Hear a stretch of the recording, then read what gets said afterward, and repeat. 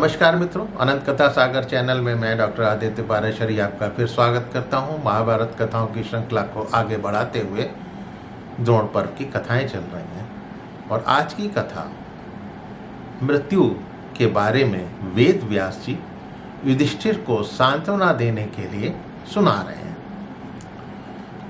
तो वेद व्यास जी कहते हैं कि प्राचीन काल की बात है कि सतयुग में एक राजा अकंपन थे जो युद्ध में शत्रुओं के वश में पड़ गए।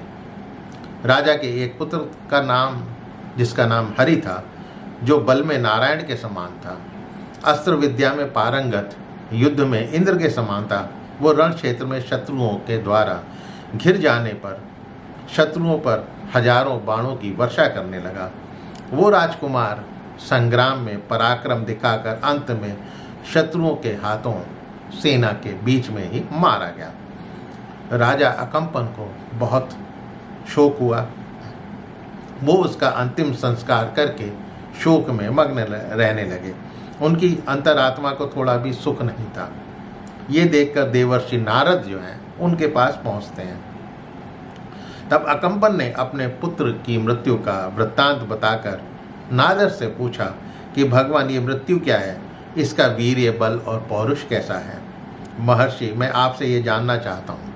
तब नारद जी बोलते हैं कि तुम्हारे पुत्र की मृत्यु कैसे हुई, मैंने सब सुन लिया है। अब मैं तुम्हें एक विस्तृत कथा सुनाता हूँ, इसको ध्यान से सुन लो। तो वास्तव में नारद जी अकंपन को ये कथा सुना रहे हैं। आदि सृष्टि के समय ब्रह्मा जी ने जब सृष्टि की रचना करी थी तो उस समय संहार की कोई व्यवस्था ही नहीं थी। तब वो इस जगत को प्राणियों से परिपूर्ण एवं मृत्यु रहित देखकर उसके संहार के लिए चिंतित हो गए, लेकिन कोई उपाय नहीं मिला। तब क्रोध में ब्रह्मा जी के नाक कान से अग्नि प्रकट होकर 10 दिशाओं में फैल गई और चारों ओर लपटों से समस्त प्राणियों को जलाकर नष्ट करने लगी। तब राक्षसों के स्वामी जटाधारी दुखारी भगवान रुद्र जो हैं वो ब्रह्मा जी की शरण में गए। तब ब्रह्मा जी उनसे बोले कि तुम मेरे मानसिक संकल्प से उत्पन्न हुए हो, मैं तुम्हारी कौन सी कामना पूर्ण करूं? तो रुद्रदेव बोलते हैं, प्रभु, आपने ही प्रजा की सृष्टि के लिए स्वयं ही यत्न किया है और अब आप ही स्वयं अपने क्रोध के कारण उसको जला रहे हैं। उसके प्रति मेरे मन में करुणा भर आई है, आप उन पर कृपा दृष्टि करें। तो ब्रह्मा बोले, रुद्र, मेरी इच्छा ये नहीं है कि जगत का इस तरह संहार हो। पृथ्वी के हित के लिए ही मैंने, क्योंकि पृथ्वी पर बायोमास बढ़ने लगा था तो पृथ्वी उसको संभालेगी कैसे? मन में मेरे क्रोध आ गया। धरती देवी ने बाहर से पीड़ित होकर मुझसे जगत के संहार के लिए प्रेरित किया। मुझे कोई उपाय नजर नहीं आया, मुझे क्रोध आ गया। तो रुद्र बोले, अब आप क्रोध ना करें, विनाश ना करें। आपकी कृपा से ये जगत भूत, भविष्य और वर्तमान तीनों रूप में विभक्त हो जाएगा। पहले काल इन तीनों में विभक्त नहीं था। अब आप अपना क्रोध शांत करें।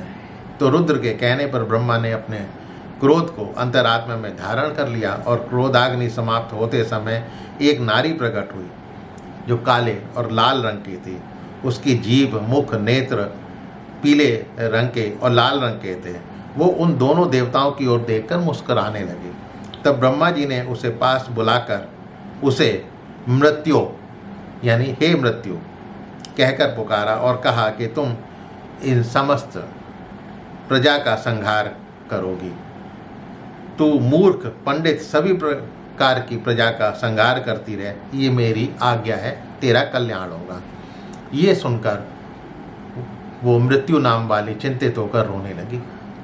तब ब्रह्मा जी ने उसके आंसुओं को अपने हाथ में लेकर उसे अनुनय, उसके विनय करके प्रसन्न किया। मृत्यु ने पूछा कि आपने मुझे ऐसी नारी के रूप में क्यों उत्पन्न किया है? मैं जानबूझकर क्रूरतापूर्ण कर्म ये क्यों करूं?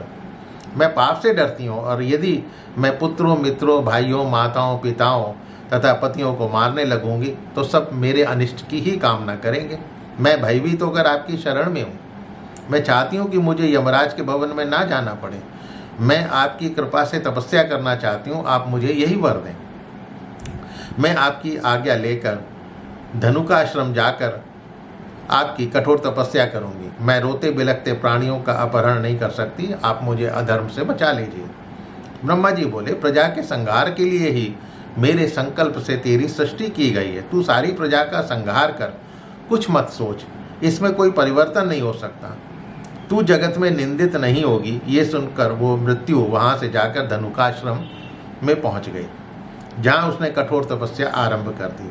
करोड़ों वर्षों की तपस्या तथा पुण्य नदी में स्नान करके तपस्या से ब्रह्मा जी प्रसन्न हो गए और बोले, मृत्यु तू क्यों इतना कठोर तप कर रही है? तो मृत्यु बोली, मैं आपसे ये वर जानना पाना चाहती हूँ कि रोती चिल्लाती स्वस्थ प्रजा का वध ना करना पड़े। मैं अधर्म से डरती हूँ। मैं एक निरपराध नारी आपसे ये याचना करती हूँ। तो ब्रह्मा बोलते, मेरी कही बात झूठी तो नहीं हो सकती। तू 4 श्रेणियों में विभाजित समस्त प्राणियों का संहार कर सनातन धर्म तुझे पवित्र बनाए रखेगा। लोकपाल, यम तथा नाना प्रकार की व्याधियां तेरी सहायता करेंगी। मैं और संपूर्ण देवता तुझे फिर वरदान देंगे, जिससे तू पाप मुक्त होकर निर्मल स्वरूप में प्रसिद्ध होगी। तब वो मृत्यु बोलती है, यदि ये कार्य मेरे बिना संपन्न नहीं हो सकता तो मैं आपकी आज्ञा शिरोधार्य करती हूँ। लेकिन मैं आपसे जो कहती हूँ ध्यान से सुने। लोभ, क्रोध, असूया, ईर्ष्या, द्रोह, मोह, निर्लज्जता और एक दूसरे के प्रति कही हुई कठोर वाणी, ये विभिन्न दोष ही देहधारियों की देह का भेदन करें। ब्रह्मा बोले, ऐसा ही होगा, तुझे पाप नहीं लगेगा। मैं भी तेरा अनिष्ट चिंतन नहीं करूँगा। प्राणियों के अपने ही शरीरों से उत्पन्न बीमारी बनकर गतायु प्राणियों का तू नाश करेगी। तुझे अधर्म की प्राप्ति नहीं होगी। तू प्राणियों का धर्म और उसकी स्वामिनी होगी। काम क्रोध का त्याग कर समस्त प्राणियों का संहार कर। मिथ्याचारी पुरुषों का तो उनका अधर्मी उन्हें मार डालेगा।